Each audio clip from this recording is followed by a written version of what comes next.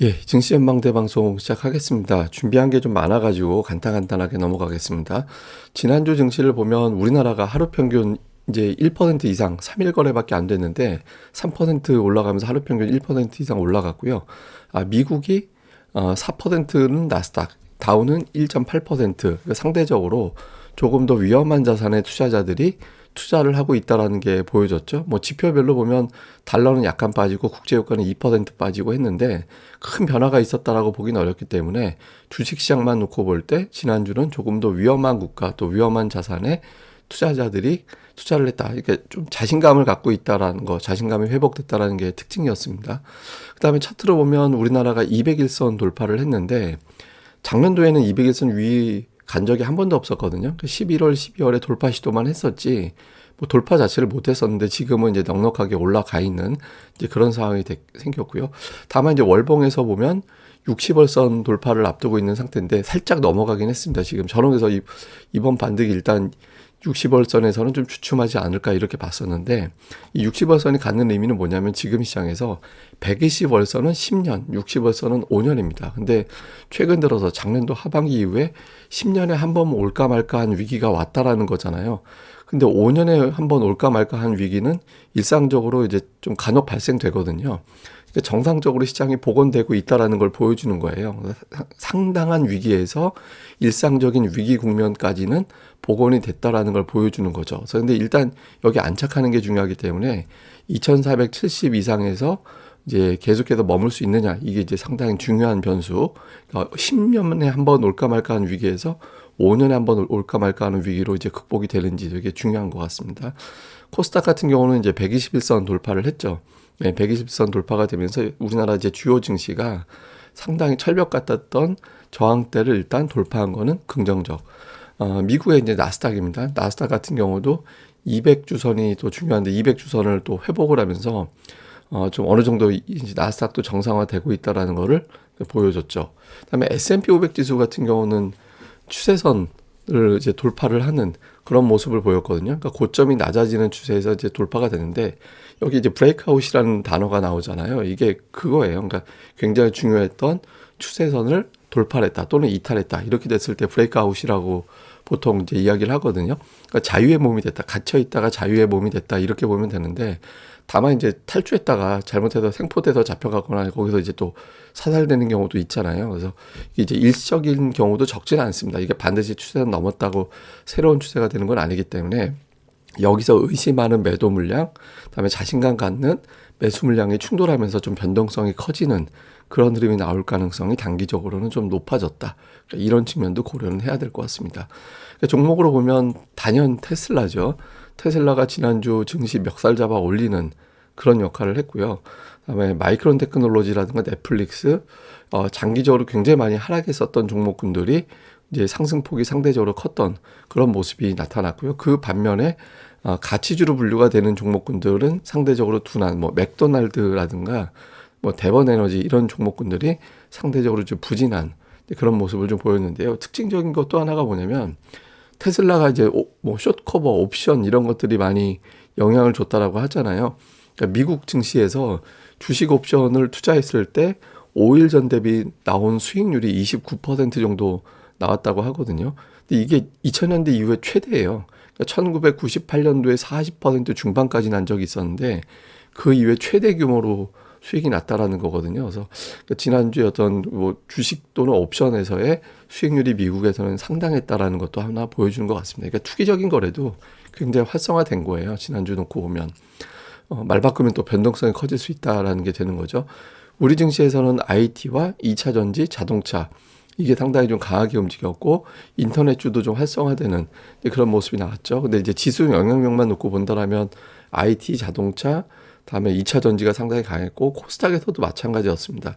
LNF가 이제 거의 독보적인 움직임을 보여줬고, 그다음에 이제 반도체 관련주들이 좀 선전을 했고 엔터주가 이제 신고가 나온다든가 그 부근까지 다시 도전을 하는 그런 움직임들이 나오고 있죠. 그래서 코스피는 전차, 인터넷, 그다음에 이제 2차 전지, 그다음에 코스닥 쪽에서는 2차 전지, 반도체, 엔터 이런 종목군들이 상대적으로 강한 그런 모습을 좀 보였습니다.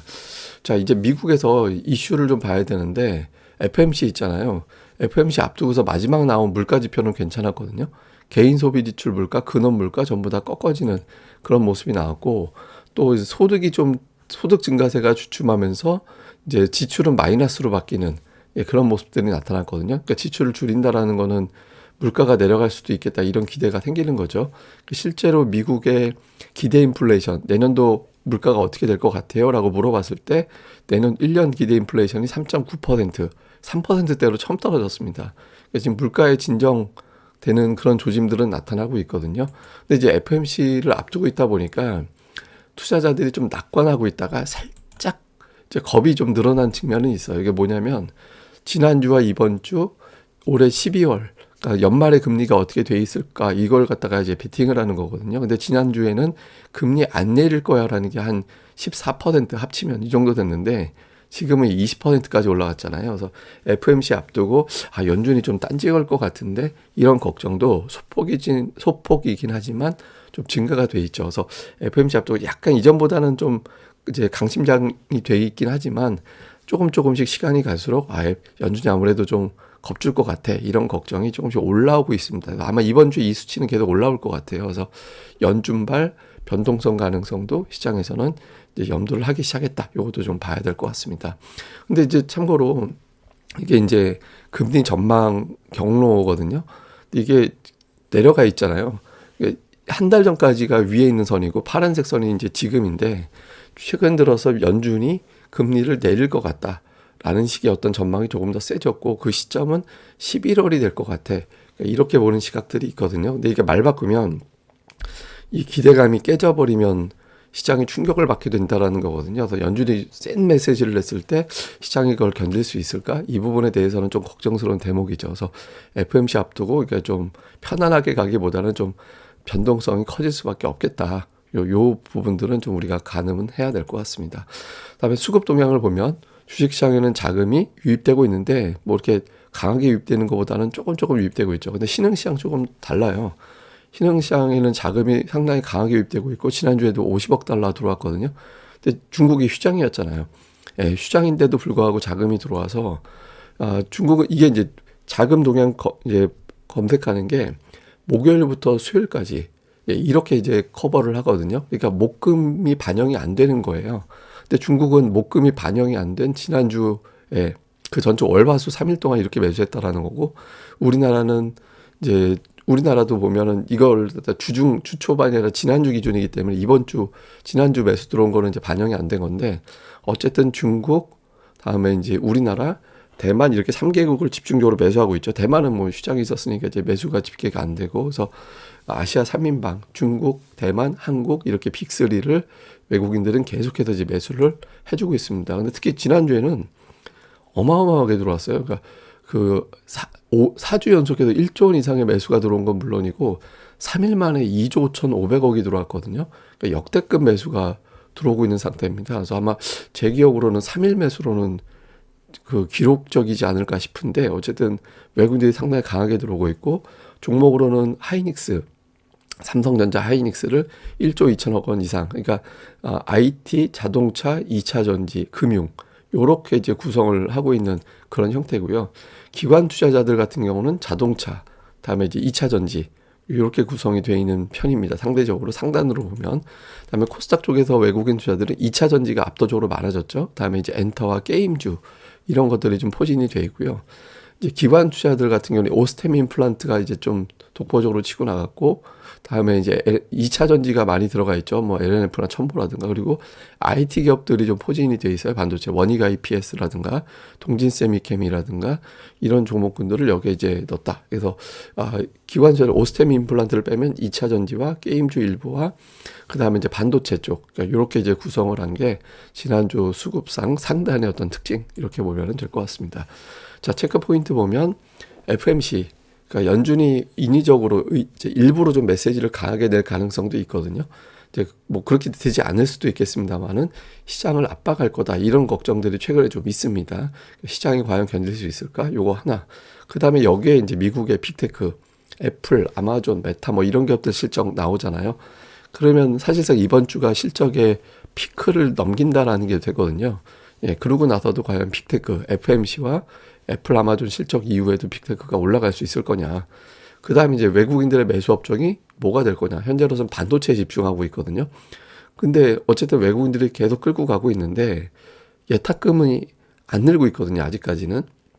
과연 이제 개인들이 매도했으니까 뭐 매도한 자금이 예탁금으로 집계가 돼서 이제 올라올 수는 있겠지만 추세적으로 4조 원 정도가 늘어나 있어야 코스닥에 굉장히 재미있는 종목 장세가 나올 수 있거든요. 그 예탁금이 그런 흐름으로 가게 될 거냐. 그리고 외국인들이 과연 지금의 매수 업종을 유지할 거냐. 이게 중요하죠. 그리고 이러는 동안에 이제 양시장 ADR은 120 전후까지 올라왔습니다. 그래서 상승 종목수가 이전보다는 계속 줄어드는, 실제로 지난주 코스닥은 수목금으로 봤을 때 상승 종목수가 계속 줄어들었었거든요. 그래서 요 구도가 이제 계속 이어지게 될 가능성이 있어서 좀 차별화 장세가 좀 이제 만들어질 확률이 높다. 요것도 이제 고려를 해야 될 것 같습니다. 다음에 이제 차트로는 제가 이제 요거 보여드리고 싶었는데 61선, 121선입니다. 코스피. 근데 이게 골든크로스가 났어요.